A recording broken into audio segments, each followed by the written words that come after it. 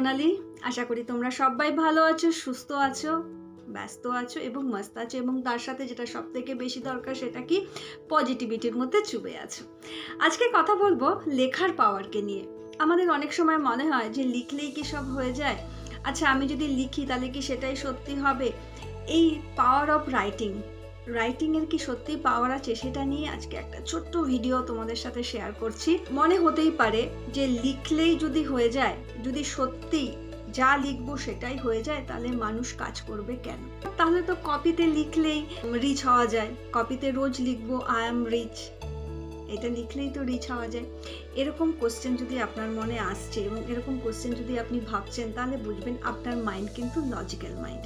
আর logical mind যেখানে থাকে সেখানে কিন্তু ম্যাজিক কাজ করে না, অর্থাৎ লজিক যেখানে থাকে সেখানে ম্যাজিক চলে না। তাই রাইটিংয়ে নিজস্ব একটা পাওয়ার আছে। আপনি ভেবে দেখুন তো, আপনি যখন ছোট ছিলেন, আমার সাথে তো ঘটেছে, আপনার সাথেও কি এরকম ঘটেছে যে বাবা মা বলতেন যে লেখো, যেটা যেটা তুমি পড়ছো সেটা তুমি লেখো, লিখলে মনে থাকবে? এটা কি আপনিও শুনেছেন বা আপনিও ছোটবেলায় করেছেন যে যা যা যা পরীক্ষার আগে, বিশেষত এক্সামের আগে যা পড়ছি সেটা একটু লিখে রাখছি, শর্টে হলেও লিখে রাখছি, পয়েন্ট হলেও লিখে রাখছি? তার কারণ লিখলে সেইটা কিন্তু মাথায় থাকে এবং সত্যিই পরীক্ষার হলে কি পয়েন্ট টু পয়েন্ট পরপর মনে আসতো। তার মানে লেখার কিন্তু একটা নিজস্ব পাওয়ার আছে। তাই আপনার মন যদি বলছে এখনও যে লিখলেই কি হয়ে যায়, তাহলে সেটা লজিক মাইন্ড বলছে, এবং লজিক মাইন্ডকে বলুন যে হ্যাঁ লিখলে হয়, কিন্তু পুরোপুরি লজিক্যালভাবে যদি আপনি ভাবেন তাহলে কিন্তু ম্যাজিক কখনোই ঘটবে না। আমি নিজের অভিজ্ঞতা দিয়ে বলতে পারি যে আপনি যদি প্রতিদিন লেখেন, আপনার যা গোল আছে, মিনিমাম 5টা গোল তো প্রত্যেক বছরে রেডি করাই উচিত, যে এই বছরে আমার লাইফের এই 5টা গোল যদি নিয়ম মাফিক প্রত্যেক দিন এই 5টা গোল অ্যাফার্মেশন হিসাবে লেখেন বারবার প্রত্যেক দিন, তাহলে সত্যিই তা কাজ হয়। এবং এটা কাজ তাদের ক্ষেত্রেই হয় যারা পুরোপুরি সারেন্ডার করে দেয় নিজেকে, অর্থাৎ মনের মধ্যে কোনো কোশ্চেন মার্ক রাখে না, কোনো ডাউট রাখে না।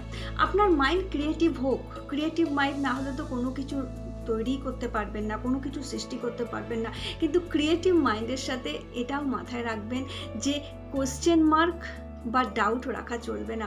যদি আপনি কারোর কাছে শুনে কোনো কিছু অ্যাপ্লাই করছেন, হতে পারে আমার কোনো ভিডিও দেখে আপনি কোনো কিছু অ্যাপ্লাই করছেন, অথবা হতে পারে যে অন্য কোনো মোটিভেশনাল স্পিকারের কোনো বলা কোনো কথা যেটা আপনার ভাল লেগেছে সেটা আপনি অ্যাপ্লাই করছেন আপনার জীবনে, আপনি করুন, কিন্তু পুরোপুরি নিজেকে সারেন্ডার করুন তার কাছে, সেই পার্সনটার কাছে যার কথা শুনে আপনি এই কাজটা করতে শুরু করেছেন।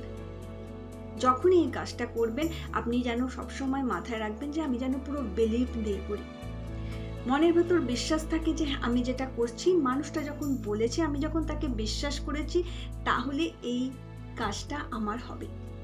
রাইটিংয়ের পাওয়ার তখনই কাজ হয় যখন আপনি বিশ্বাস করে কোনো কিছু কাজ করেন, অর্থাৎ পুরোপুরি সারেন্ডার করে দিন নিজেকে সেই মানুষটার প্রতি, ইউনিভার্সের প্রতি, নিজের গোলের প্রতি।